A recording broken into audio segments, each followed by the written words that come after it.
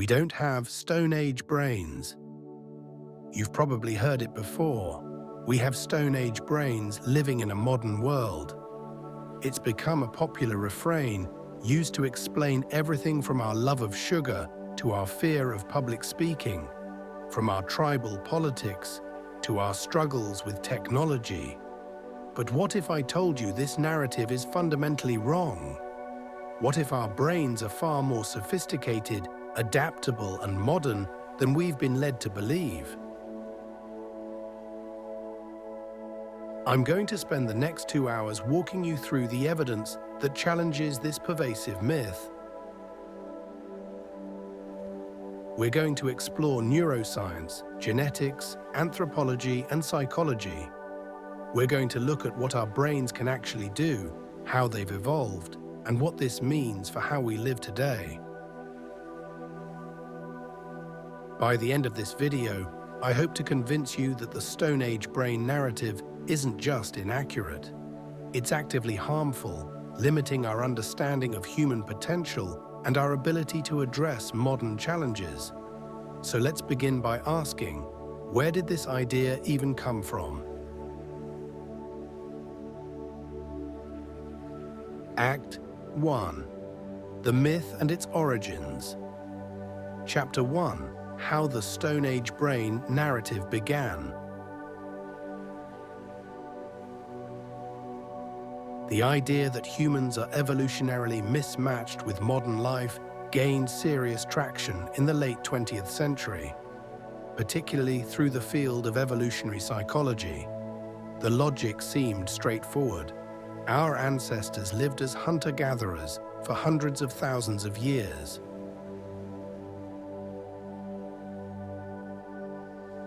Agriculture only began around 10,000 years ago. Industrialization started roughly 250 years ago. The digital revolution, just 50 years old. Given these timescales, evolutionary psychologists argued that our brains were essentially designed for the Pleistocene epoch, the period from about 2.5 million to 12,000 years ago. We evolved to hunt, gather, avoid predators, and navigate small tribal groups.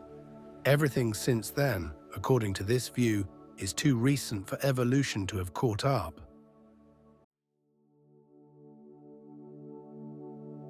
This framework became incredibly popular. It appeared in academic papers, popular science books, self-help literature, and mainstream media. It offered simple explanations for complex problems. Obesity epidemic. Our Stone Age brains crave calorie-dense foods that were rare in the Pleistocene. Social media addiction. We're wired for face-to-face interaction in small groups, not digital networks of thousands. Political polarization. Tribal psychology evolved for intergroup competition. The narrative was seductive because it absolved us of responsibility while appearing scientifically grounded. It suggested that our struggles with modern life weren't really our fault. They were inevitable consequences of an evolutionary mismatch between ancient brains and modern environments. But here's the problem. This narrative rests on several fundamental misunderstandings about how evolution works, how brains work, and what our ancestors were actually like.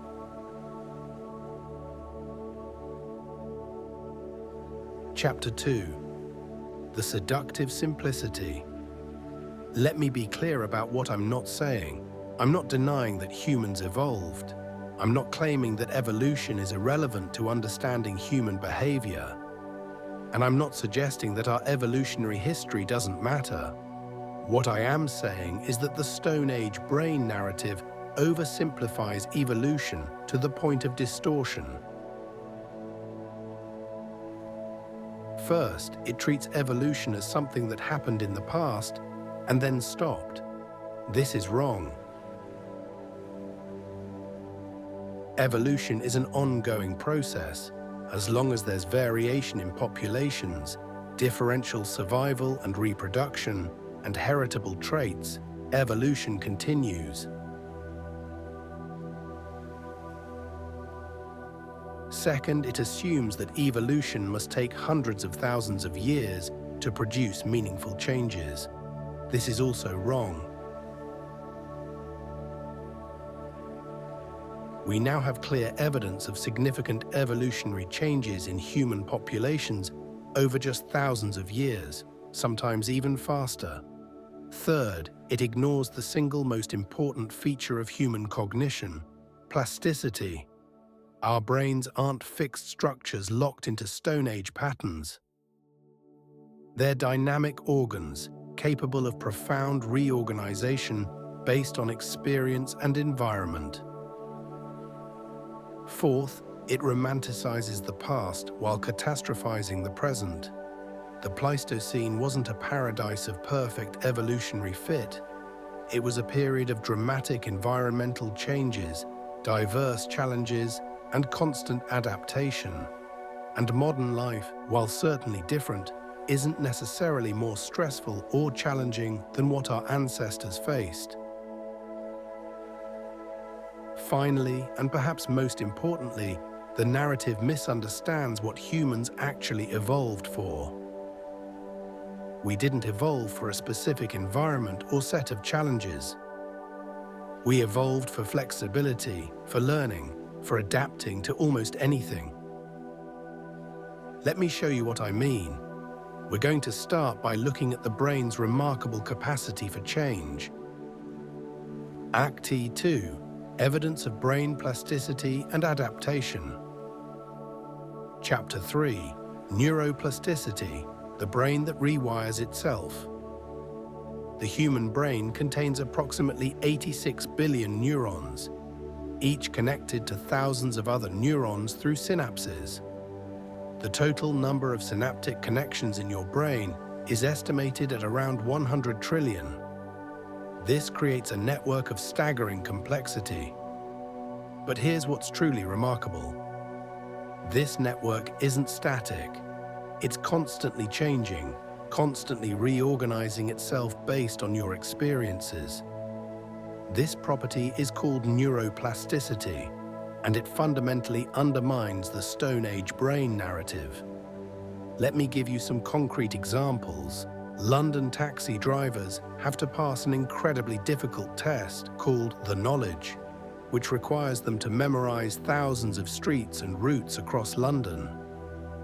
Neuroscientist Eleanor Maguire studied these taxi drivers and found something remarkable. The posterior hippocampus, a brain region involved in spatial memory, was significantly larger in taxi drivers than in control subjects. And the longer someone had been driving taxis, the larger this region became. This isn't evolution across generations. This is the brain physically restructuring itself within a few years of intensive learning. Or consider what happens when someone loses their sight. You might think the visual cortex, the part of the brain that processes visual information, would simply become inactive. But it doesn't. Instead, it gets recruited for other purposes. When blind individuals read Braille, their visual cortex activates. The brain repurposes regions based on what's needed. Musicians show another striking example. Professional violinists have enlarged representations of their left-hand fingers in the motor cortex, the region that controls movement. The earlier they started training, the more pronounced this effect. The brain literally devotes more processing power to frequently used functions. Language learning provides yet another example. When someone becomes bilingual, especially at a young age, their brain develops different structural characteristics compared to monolinguals. The density of gray matter in certain regions increases. The white matter tracts that connect different brain regions become more robust. And here's something that might surprise you. These plastic changes aren't limited to childhood. For a long time, neuroscientists believed that the adult brain was relatively fixed, that there was a critical period for learning after which change became difficult or impossible. We now know this is wrong. Adult brains remain plastic throughout life. Yes, children often learn certain things more easily, but adults are fully capable of significant neural reorganization. People can learn new languages, musical instruments, or complex skills at any age. The brain adapts. This plasticity is built into our neurobiology. It's not a bug or a workaround. It's a core feature of how human brains work. And it means that talking about a fixed, Stone Age brain misses the entire point of how our cognition operates. Chapter 4: Cultural Evolution and Gene Culture. Co-evolution. But neuroplasticity is only part of the story. Let's talk about actual genetic evolution, because this is where things get really interesting. For a long time, the assumption was that human evolution had essentially stopped, or at least dramatically slowed down, once we developed culture and technology. The reasoning was that culture buffers us from selection pressures. We don't need to evolve cold resistance because we can make clothing and shelter. We don't need to evolve for different diets because we can cook and process food. But recent genetic research has revealed something that completely contradicts this assumption. Human evolution has actually accelerated in the last 10,000 years, not slowed down. A landmark study by John Hawkes and colleagues in 2007 analyzed genetic variation in human populations and found evidence of rapid, recent selection on hundreds of genes. They estimated that human evolution has been occurring 100 times faster in recent millennia than over the previous 6 million years of human evolution. Let me give you the most famous example: lactose tolerance. Most mammals, including most humans historically, cannot digest lactose, the sugar in milk, after weaning. The enzyme lactase, which breaks down lactose, typically stops being produced in childhood. Drinking milk as an adult would cause digestive problems. But in populations with histories of dairy farming, particularly in Northern Europe, East Africa, and parts of the Middle East, genetic mutations arose that keep lactase production active into adulthood. This trait, called lactase persistence, became incredibly common in these populations. How long did this take? The genetic evidence suggests that lactase persistence became widespread in European populations in just 3,000 to 5,000 years. That's approximately 120 to 200 generations. In evolutionary terms, this is lightning fast. And this isn't just about milk. Researchers have now identified thousands of genetic variants showing signs of recent selection in human populations. These affect all sorts of traits: metabolism, immune function, skin color, altitude adaptation, and even brain development. Let me tell you about some of these. Tibetan populations have lived at high altitudes, where oxygen is scarce, for approximately 3,000 years. Researchers have identified specific genetic variants, particularly in genes like EPAS1 and EGLN1, that help Tibetans maintain normal blood oxygen levels without producing excess red blood cells, which would make their blood dangerously thick. This adaptation emerged in roughly 120 generations. Similarly, populations in the Andes have developed different genetic adaptations to high altitude. Same challenge, different solution, both evolved rapidly. The immune system shows extensive evidence of recent evolution. As humans moved into new environments, adopted agriculture, lived in denser populations, and domesticated animals, we were exposed to new diseases. Genetic variants that provided resistance to these diseases were strongly selected for.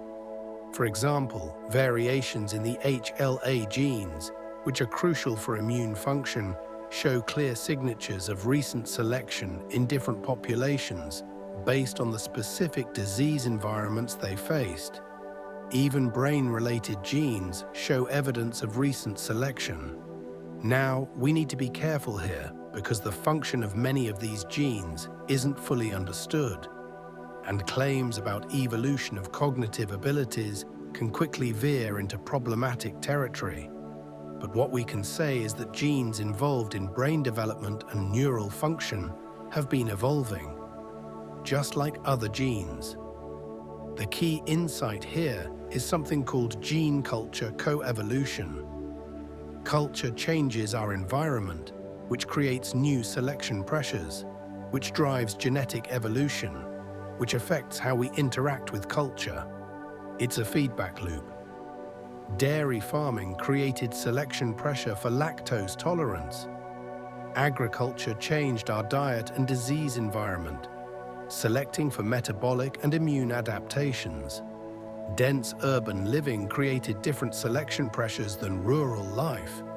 Literacy and formal education might create selection pressures for cognitive traits, though this is more speculative. The point is, we're not frozen in evolutionary time. We haven't stopped evolving. If anything, the rapid environmental and cultural changes of recent millennia have accelerated human evolution. So when someone says we have Stone Age brains, they're ignoring 10,000 years of ongoing evolution. They're ignoring the fact that different populations have evolved differently based on their specific environments and cultures. They're ignoring gene culture coevolution. Our brains aren't Stone Age relics. They're products of continuous evolution that extends right up to the present. Act 3. Cognitive capabilities beyond the Stone Age. Chapter 5. Abstract thinking and symbolic reasoning. Now let's talk about what the human brain can actually do. Because when you look at our cognitive capabilities, the Stone Age brain narrative becomes even more absurd. Consider mathematics.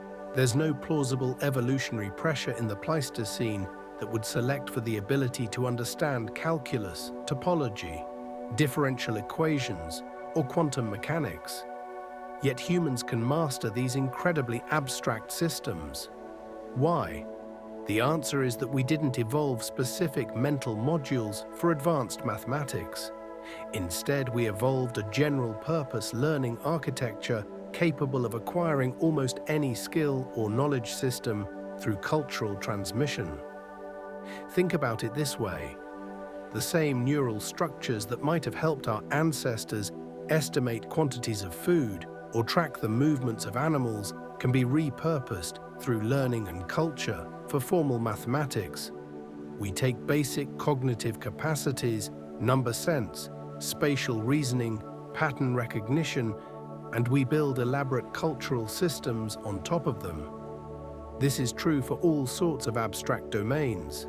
Music is another example. There's no obvious reason why natural selection would produce brains capable of understanding complex harmonic structures, counterpoint, or 12-tone composition.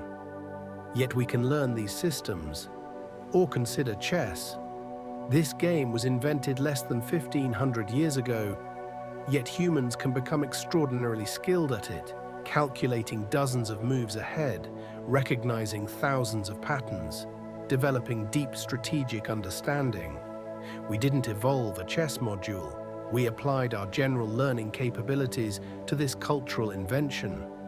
Architectural design, literary analysis, or any other complex cognitive domain.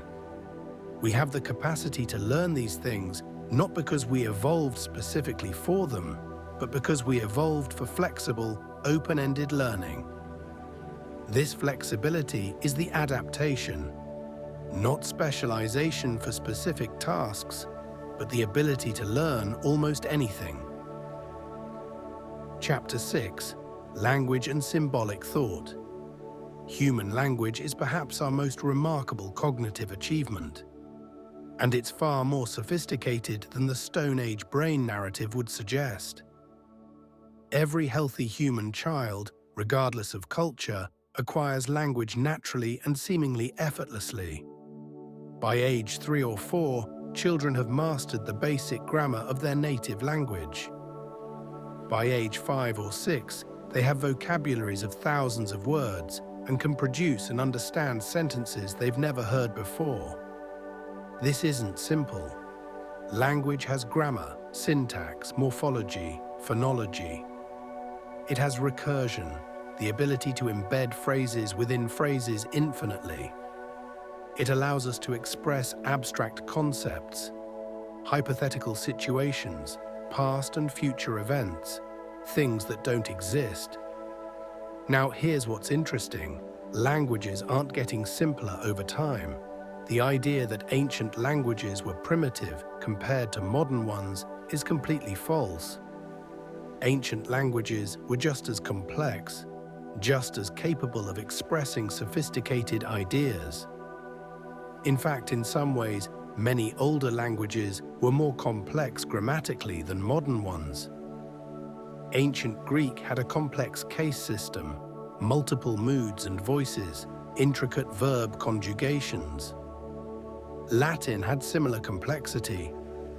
These weren't simple languages for simple minds. And modern languages continue to evolve and develop new capabilities. We create new words constantly. We develop new grammatical structures. We find new ways to express emerging concepts.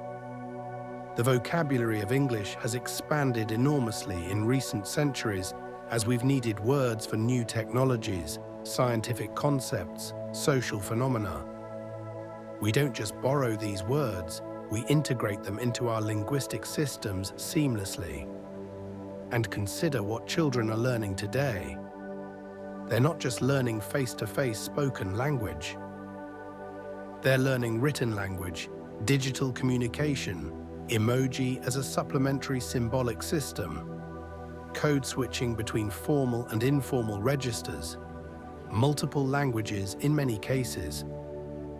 The brain that acquires English or Mandarin or Arabic today is doing something just as complex, if not more so, than what Stone Age humans did with their languages. We haven't lost capability, we've maintained and expanded it. Chapter 7: Social Intelligence and Theory of Mind. One area where humans truly excel is social cognition. Understanding other minds, navigating complex social hierarchies, cooperating in large groups, and managing relationships. The Stone Age brain narrative often invokes something called Dunbar's number. Robin Dunbar proposed that humans can maintain stable social relationships with approximately 150 people, based on the relationship between primate brain size and social group size. The argument is that we evolved for small tribal groups and therefore can't handle the social complexity of modern life. But this dramatically underestimates human social capabilities. Yes, there may be cognitive limits to how many people we can maintain intimate personal relationships with. But humans have always been capable of cooperating at scales far beyond 150 people. Ancient Rome had over 1 million inhabitants. The Inca Empire connected millions of people across vast distances without even having writing. Medieval Chinese cities had populations in the hundreds of thousands. The Mongol Empire coordinated military and administrative operations across the largest contiguous land empire in history. How did they do this? Through institutions, laws, shared narratives, symbolic systems, hierarchies, markets, and cultural practices that allow cooperation among strangers. Humans are unique in our ability to cooperate with large numbers of unrelated individuals. We do this through shared beliefs, social norms, and institutional structures. This isn't new. It's not a modern aberration that our Stone Age brains can't handle. It's what human cognition has always been capable of. Think about what you do every day. You interact with dozens or hundreds of people, most of whom you don't know personally.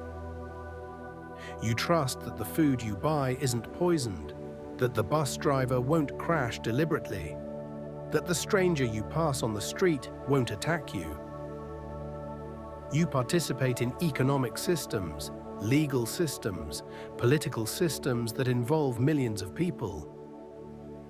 This requires sophisticated social cognition, understanding roles, norms, institutions, abstract social categories. It requires theory of mind, the ability to understand that others have beliefs, desires, and intentions different from your own. It requires cultural learning, the ability to acquire social knowledge from others, and we're remarkably good at it. Children as young as 4 or 5 understand that others can have false beliefs. They understand social hierarchies, fairness norms, reciprocity, and cooperation. By adolescence, humans can navigate incredibly complex social environments. Yes, we sometimes struggle with aspects of modern social life. Social media can be psychologically challenging. Urban anonymity can be alienating. But these aren't failures of evolutionary mismatch. They're specific challenges that require specific solutions. The idea that we're only equipped for small tribal groups ignores the entire history of human civilization. We've always been able to scale up social cooperation. That's our superpower. Active 4. Debunking Specific Myths. Chapter 8. The Sugar Craving Myth. Let's address some specific claims about our Stone Age brains. First up, the idea that we're helplessly drawn to sugar and fat because they were rare in the Pleistocene, and therefore our brains evolved to binge on them whenever available. This explanation for modern obesity is everywhere. Diet books, health articles, documentaries, they all repeat it. And on the surface, it seems plausible. Energy-dense foods would have been valuable for our ancestors, so of course we'd evolved to crave them. But this oversimplifies both past and present. First, let's talk about the past. Hunter-gatherer diets were diverse. Yes, they valued energy-dense foods, but they weren't mindless eating machines. Ethnographic studies of contemporary hunter-gatherers show sophisticated food preferences that go well beyond simple calorie maximization. They have taste preferences, seasonal eating patterns, food taboos, and elaborate preparation techniques. They value variety. They eat foods for social and cultural reasons, not just caloric content. The idea that Pleistocene humans just grabbed whatever had the most calories is a caricature. Moreover, many hunter-gatherer populations had regular access to sweet foods like honey, fruits, and in some environments, sugar-rich plant parts. These weren't necessarily rare, and when available, hunter-gatherers didn't necessarily gorge themselves. They showed restraint and food sharing. Now let's talk about the present. Modern obesity is not simply about ancient cravings meeting modern abundance. It's a complex phenomenon involving food engineering, marketing, socioeconomic factors, stress, sleep deprivation, sedentary lifestyles, food desserts, cultural practices, and more. Modern processed foods are engineered to be hyper-palatable in ways that don't exist in nature. They combine fat, sugar, salt, and additives in ratios that maximize reward response. This isn't just calorie-dense food, it's food specifically designed to override satiety signals. Obesity rates vary dramatically by socioeconomic status, race, geography, and culture. If this were simply about Stone Age cravings, we'd expect more uniform patterns. Instead, we see that poverty, stress, lack of access to healthy food, and lack of time for food preparation are major factors. Interestingly, when contemporary hunter-gatherers or traditional populations are exposed to modern Western diets, they don't all immediately become obese. Outcomes depend on many factors. how the foods are integrated into existing cultural practices, overall lifestyle, social support, and more. The Stone Age brain explanation for obesity is appealing because it's simple and removes blame. But it's not accurate, and worse, it distracts from addressing the actual systemic causes of obesity. Food industry practices, economic inequality, urban design, and healthcare access. Chapter 9: The Technology Overload Myth. Another common claim: our brains can't handle modern technology because we didn't evolve for screens, digital information, and constant connectivity. This narrative appears constantly in discussions about screen time, social media, video games, and digital learning. The concern is that technology is overwhelming our poor Stone Age brains, causing attention problems, social dysfunction, and cognitive decline. Let's unpack this. First, consider that reading and writing themselves are only a few thousand years old. Writing emerged around 5,000 years ago in Mesopotamia. Widespread literacy is even more recent, only a few centuries old in most places. In evolutionary terms, this is nothing. Yet children learn to read with instruction. The brain, which didn't evolve specifically for reading, repurposes existing visual and language systems to accomplish this new task. The visual word form area, a region in the left fusiform gyrus, becomes specialized for recognizing written words. This happens through learning and plasticity, not evolution. The same principle applies to digital technology. We didn't evolve for it specifically, but our flexible learning systems allow us to adapt. Research on so-called digital natives, people who grow up with technology, shows they develop cognitive strategies optimized for digital environments. They're often better at parallel processing, rapid information filtering, visual spatial tasks, and multitasking in digital contexts. Now, are there concerns about technology use? Of course, excessive screen time, particularly passive consumption, can have negative effects. Social media can contribute to anxiety and depression in some individuals. Digital distraction is real, but these are concerns about how we use technology and how it's designed, not evidence that our brains are fundamentally incompatible with it. It's worth noting that every new information technology has generated anxiety about cognitive decline. Socrates worried that writing would destroy memory. Medieval scholars worried that too much reading would damage young minds. The printing press was going to cause information overload. Radio and television were going to rot brains. Each time, humans adapted. We developed new cognitive strategies, new social norms, new ways of integrating technology into our lives. The same is happening with digital technology. We're learning when and how to use it effectively. We're developing norms around screen time. We're designing better interfaces. We're figuring it out, as we always have. The human brain has consistently proven capable of adapting to new information technologies. This isn't surprising. It's what our flexible, learning-capable brains are designed to do. Chapter 10: The Stress and Anxiety Myth.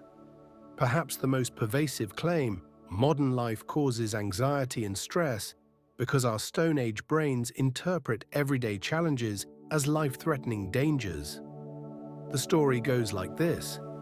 In the Pleistocene, stress responses evolved for immediate physical threats like predators. Your heart races, adrenaline surges, you fight or flee. This was adaptive for short-term dangers. But modern stressors, work deadlines, traffic, social media, financial worries are chronic, not acute. Our poor Stone Age brains can't tell the difference between a lion and a looming deadline. So we're constantly in fight or flight mode, leading to chronic stress and anxiety disorders. This narrative is appealing, but it patronizes human intelligence. We are absolutely capable of distinguishing between genuine physical threats and other types of stressors. When you're stuck in traffic, you're not actually thinking a predator is about to eat you. Your brain knows the difference. What's true is that many modern stressors are chronic rather than acute, and chronic stress does have negative health effects. But the problem isn't that our brains can't tell the difference. The problem is that chronic stress from systemic issues, economic insecurity, discrimination, overwork, lack of control, genuinely affects our health. This isn't an evolutionary mismatch. This is a real problem that requires real solutions. Better labor practices, economic security, healthcare access, and social support. Moreover, the idea that Stone Age life was low stress is romantic fantasy. Our ancestors faced infant mortality, disease, injury, predation, violence, food scarcity, harsh weather, and constant uncertainty. Life expectancy was much shorter. Losing children was common, survival was precarious. Different stressors, yes, but not obviously less stressful overall. Modern life has different challenges, but it also has advantages. Medicine, food security, shelter, reduced violence, longer lifespans, more opportunities for self-actualization. Anxiety disorders are real and serious, but their causes are complex. Genetic predisposition, early life experiences, trauma, social environment, economic factors, and yes, aspects of modern life that may be genuinely challenging. Blaming a Stone Age brain oversimplifies this complexity and, more importantly, suggests there's nothing we can do about it. If anxiety is just an inevitable mismatch between our evolution and our environment, why bother trying to change anything? But that's not true. We can address the root causes of chronic stress. We can build more humane workplaces, more supportive communities, more equitable economic systems. We can develop better treatments for anxiety disorders. We can teach coping skills and stress management. The Stone Age brain narrative is fatalistic. The truth is more empowering. These are problems we can solve. ACT-FIV, what we actually evolved for. Chapter 11, Flexibility as the core adaptation. So if we don't have Stone Age brains frozen in evolutionary time, what do we actually have? What's the real story of human cognitive evolution? The key insight is this: humans evolved for flexibility and learning rather than for any specific environment. Think about the diversity of environments humans have inhabited. We're the most widespread mammal on Earth. We live in tropical rainforests, deserts, Arctic tundra, mountains, islands, grasslands, and everywhere in between. We live from below sea level to high altitude. We inhabit every continent except Antarctica, and even there we maintain research stations. No other primate comes close to this geographic range. Chimpanzees live in equatorial African forests. Gorillas have an even more restricted range. Other primates are similarly specialized for specific environments. How did humans achieve this? Not through specialized anatomical adaptations for each environment. We don't have thick fur for cold climates or specialized kidneys for desert environments. Instead, we have culture, technology, and flexible cognition. When humans moved into cold climates, we didn't wait for evolution to give us fur. We made clothing and shelter. When we encountered new food sources, we didn't wait for digestive adaptations. We developed cooking and food processing techniques. When we faced new challenges, we innovated. This flexibility is the adaptation. Our ancestors faced incredibly diverse and changing environments over hundreds of thousands of years. The African climate oscillated between wet and dry periods. Humans migrated across different continents, encountering new ecosystems, new food sources, new challenges. The populations that survived and thrived weren't those specialized for one specific environment. They were those capable of learning, innovating, and adapting to whatever they encountered. This is why human childhood is so long. We're not born with extensive instinctive behaviors like many animals. Instead, we're born with the capacity to learn almost anything, and we spend years acquiring the knowledge and skills of our culture. A lion cub knows instinctively how to hunt, though it refines these skills through practice. A human child could learn to hunt, or farm, or code, or play violin, depending entirely on their cultural environment. This open-ended learning capacity is our evolutionary advantage. So when we talk about what humans evolved for, the answer isn't hunting, or gathering, or living in small groups, or avoiding predators. Those were specific challenges our ancestors faced, but they're not what shaped our cognition most fundamentally. What shaped our cognition was the need to be able to learn and adapt to almost anything.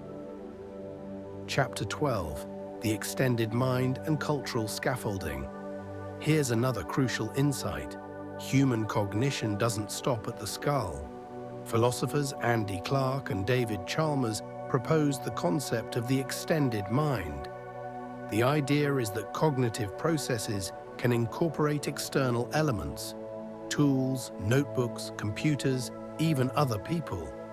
When you use your smartphone to remember appointments, that device becomes part of your memory system. When you write down ideas to think through a problem, the paper and pen become part of your reasoning process. When scientists collaborate, they form a distributed cognitive system more powerful than any individual. This isn't a new phenomenon. Humans have always used external tools to extend cognition. Tally marks, notches on bones dating back tens of thousands of years extended memory. Oral traditions, stories and songs memorized and passed down served as external cultural databases.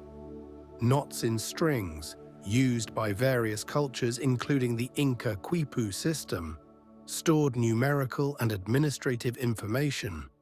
Writing was a revolutionary cognitive technology. It allowed information to persist across time and space, independent of individual human memory. It enabled accumulation of knowledge across generations. Mathematics provided formal systems for reasoning that extended our natural numerical cognition. Scientific instruments extended our senses. Libraries and databases extended our memory. Computers extended our computational abilities. The human brain evolved to interface with these external cognitive tools. We're uniquely good at creating and using symbolic systems, at learning from others, at building on accumulated cultural knowledge. This is what makes human cognition so powerful. It's not that our individual brains are so much larger or more powerful than other primates, though they are bigger. It's that we can connect our brains to cultural systems that amplify our capabilities. A modern scientist isn't just using their individual brain. They're drawing on centuries of accumulated scientific knowledge, using instruments that extend perception, using mathematical and computational tools, collaborating with colleagues around the world. This extended cognitive system is far more powerful than any individual brain could be. And this has always been true. Stone Age humans weren't just using their individual cognition. They were learning from their culture, using tools, sharing knowledge, building on what previous generations had discovered. The difference between then and now is the scale and sophistication of our cultural scaffolding, not a fundamental change in how our brains work. Chapter 13: Individual Variation and Developmental Plasticity. There's another problem with the Stone Age brain narrative. It assumes all human brains are basically the same, all stamped from the same evolutionary template. But human neurodiversity is remarkable. Yes, all humans share the same basic brain architecture. We all have the same major brain regions, the same types of neurons, the same neurotransmitter systems. But within that shared architecture, there's enormous variation. Different people have different cognitive strengths. Some excel at spatial reasoning, others at verbal skills. Some have exceptional memory, others are creative problem solvers. Some are highly social, others more introverted. Some think in images, others in words. This cognitive diversity is partly genetic. Twin studies show that many cognitive traits have moderate to high heritability. But it's also developmental and environmental. How your brain develops depends enormously on your environment and experiences. This is called developmental plasticity, and it's a crucial feature of human neurobiology. A child raised in a musical household develops different neural architecture than one raised without music. Brain imaging studies show that musicians have enhanced connectivity between auditory and motor regions. Developed through years of practice, someone learning to read Chinese develops different visual processing abilities than someone learning an alphabetic script like English. Chinese readers show enhanced right hemisphere involvement in reading, likely because Chinese characters are more visually complex and holistic. Bilingual individuals show differences in brain structure compared to monolinguals, including increased gray matter density in language regions and enhanced executive function networks from constantly managing two languages. Culture shapes cognition in profound ways. People from Western individualistic cultures show different patterns of attention and perception than people from East Asian collectivist cultures. Westerners tend to focus on focal objects, while East Asians attend more to context and relationships. These differences appear in brain imaging studies. Even within individuals, the brain changes across the lifespan. Adolescent brains are still developing, particularly the prefrontal cortex involved in planning and impulse control. Adult brains continue to change based on experience. Aging brains show characteristic patterns of change. Some decline, but also some forms of enhancement. The point is, there's no single human brain or Stone Age brain. There's enormous diversity, both between individuals and within individuals across time. This diversity itself is adaptive. It means human groups contain people with different cognitive strengths who can tackle problems from multiple angles. It means we can adapt to diverse environments and challenges. And it means that simplistic narratives about the human brain miss the beautiful complexity of human neurodiversity. Act 6. Implications and Moving Forward. Chapter 14. Why the myth matters? You might be wondering, why does this matter? So what if people believe in the Stone Age brain narrative? It's just a metaphor, a way of talking about evolution and human nature. Does it really make a difference? I think it does. This belief has real consequences for how we think about ourselves, how we approach problems, and what solutions we pursue. First, the Stone Age brain narrative promotes a kind of learned helplessness. When we tell people their brains are fundamentally mismatched with modern life, we suggest their struggles are inevitable and unchangeable. Of course I can't resist junk food, it's my Stone Age brain. Of course I'm bad at math, humans didn't evolve for abstract reasoning. Of course I'm anxious, my brain thinks every stressor is a predator. This removes agency. It discourages people from developing strategies that actually work. It suggests that willpower, education, therapy, environmental changes, none of these can really overcome our evolutionary programming. But this is wrong. People can and do change their behaviors, learn new skills, overcome challenges. The brain's plasticity means we're not prisoners of our evolutionary past. Second, the narrative affects policy and institutional design.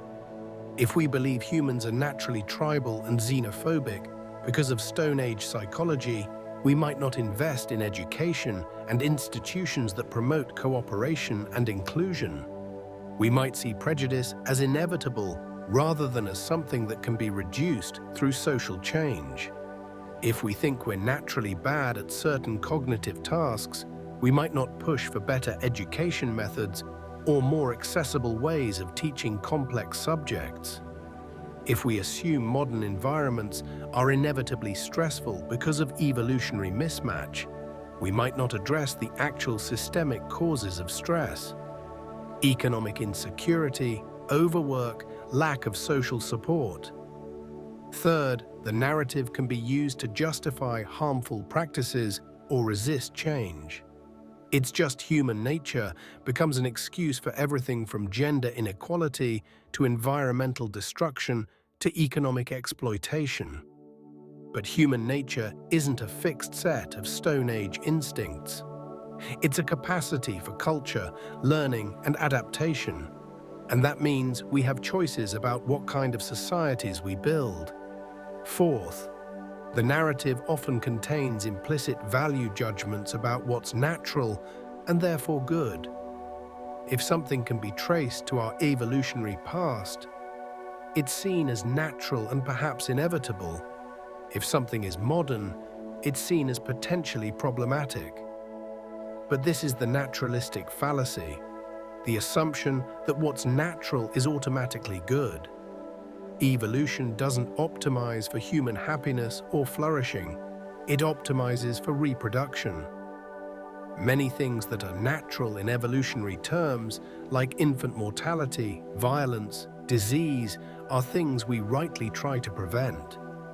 And many modern innovations, like medicine, literacy, human rights, are things that improve human life even if they're not natural in an evolutionary sense. So yes, the Stone Age brain myth matters. It shapes how we think about human potential, how we approach problems, and what solutions we pursue. Chapter 15. Rethinking human nature. So if we abandon the Stone Age brain myth, what should replace it?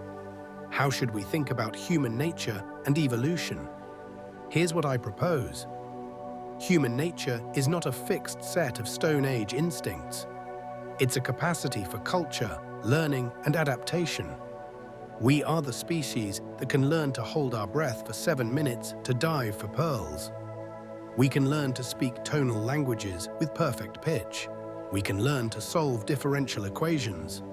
We can learn to cooperate with millions of strangers. We can learn almost anything. This flexibility is our nature. It's what evolution shaped in us over millions of years of facing diverse and changing challenges. This view is actually more consistent with evolutionary theory than the Stone Age brain narrative. Evolution doesn't produce organisms perfectly adapted to one specific environment. It produces organisms capable of surviving and reproducing across a range of conditions. For most species, that range is relatively narrow. Polar bears are adapted for Arctic environments. They wouldn't do well in the tropics. Camels are adapted for deserts. They wouldn't thrive in rainforests. But humans have an extraordinarily wide range of tolerance. We can survive and thrive in almost any terrestrial environment. How? Through our flexible cognition, our capacity for culture and technology, our ability to learn and adapt. This doesn't mean evolution is irrelevant. Our evolutionary history matters. We have certain predispositions, certain cognitive biases, certain emotional responses that reflect our evolutionary past. But these aren't rigid programs that determine our behavior. They're starting points that are shaped, modified, and sometimes overridden by learning, culture, and conscious choice. For example, yes, humans may have some predisposition toward in-group favoritism and out-group wariness. This makes evolutionary sense. But this doesn't mean prejudice is inevitable. We can and do learn to expand our circles of empathy. We can build institutions that promote fairness and inclusion. We can choose to overcome initial biases or consider fear. Humans may have some predisposition to fear certain things like snakes, heights, or darkness. These fears made evolutionary sense, but we can learn to overcome them. People become rock climbers, spelunkers, snake handlers. Phobias can be treated through exposure therapy. The evolutionary predisposition is real, but it's not deterministic. It's a tendency that can be modified through experience and choice. This view of human nature is actually more empowering than the Stone Age brain narrative. It recognizes that we have an evolutionary history, but it also recognizes that we're not prisoners of that history. We have agency. We can shape our own development and our societies. Chapter 16. Practical applications. So what does all this mean for how we actually live? How do we apply this understanding of human cognition and evolution? Let me offer some practical implications across different domains. Education. If our brains are plastic and capable of learning throughout life, we should invest heavily in education at all ages. Early childhood education is crucial because that's when brains are most plastic, but adult education matters too. We should never assume someone is too old to learn new skills. We should also recognize that different people learn differently. There's no one-size-fits-all approach. Some people are visual learners, others auditory. Some excel with hands-on practice, others with abstract theory. Good education accommodates this diversity. And we should have a growth mindset approach. Research by Carol Dweck and others shows that when students believe intelligence is fixed, they perform worse and give up more easily. When they believe abilities can be developed through effort, they persevere and succeed. The Stone Age brain narrative promotes a fixed mindset at a societal level. We should reject that. Health and nutrition. We should move beyond simplistic paleo thinking. Humans are adapted to diverse diets. There's no single natural human diet. What matters is food quality, cultural practices around eating, and addressing systemic issues like food deserts and poverty.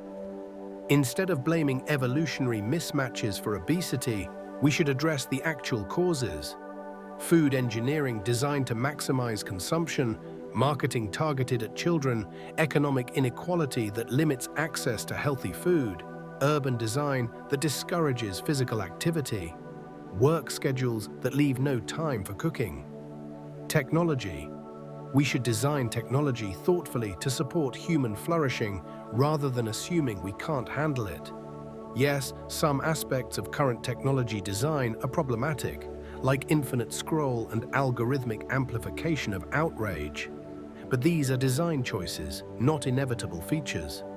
We can build technology that enhances rather than diminishes our capabilities.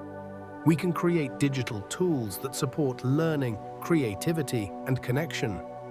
We can establish norms around a healthy technology use, and we should recognize that younger generations are developing cognitive strategies optimized for digital environments. This isn't damage, it's adaptation. We should support it while also teaching balance. Work and economics. If chronic stress from economic insecurity and overwork genuinely harms health, we should address these systemic issues. This might mean better labor protections, higher wages, universal health care, stronger social safety nets. We shouldn't accept that modern work is inevitably stressful because of evolutionary mismatch. We can design more humane workplaces, more reasonable work hours, more supportive work cultures, social issues. We should recognize that humans are capable of expanding our circles of empathy and cooperation. Prejudice and tribalism aren't inevitable evolutionary programs. They're learned behaviors that can be unlearned. We should invest in institutions that promote fairness, inclusion, and cooperation at scale. We should teach perspective-taking and empathy. We should create opportunities for positive contact between different groups. History shows that societies can become more inclusive, more egalitarian, more peaceful. This isn't easy, and it requires sustained effort. But it's possible because human cognition is flexible. Mental health. We should treat anxiety, depression, and other mental health conditions as the complex phenomena they are, with genetic, developmental, environmental, and social causes. We shouldn't reduce them to evolutionary mismatches. We should invest in evidence-based treatments, therapy, medication when appropriate, social support, addressing root causes like trauma and chronic stress. We should reduce stigma and increase access to mental health care. The common thread across all these domains is agency and possibility. When we recognize that human brains are flexible and adaptive rather than fixed and Stone Age, we open up possibilities for change and improvement.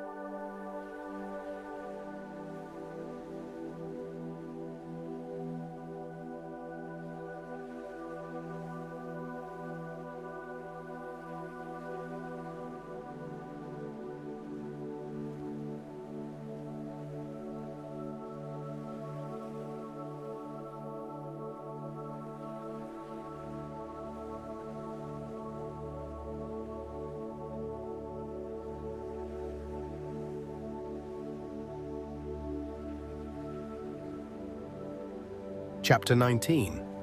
Challenges and Responsibilities. This power comes with responsibility.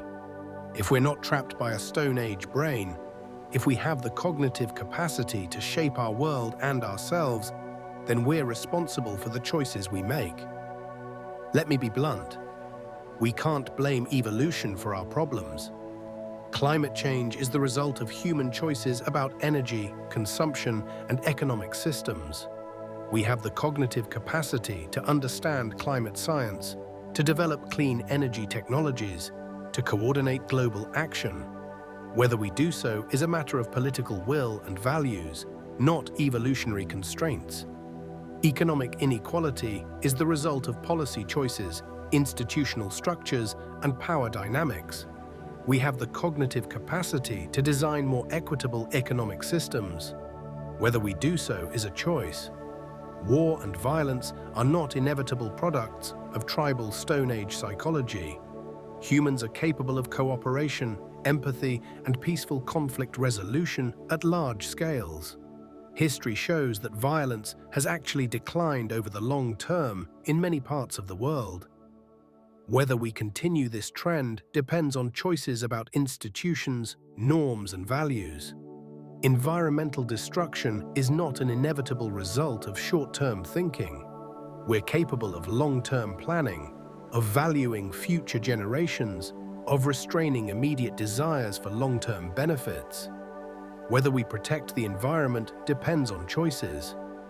The Stone Age brain narrative can be an excuse for inaction. We're just not evolved for this. There's nothing we can do about it. But this is false and dangerous. We have the capacity. The question is whether we have the will.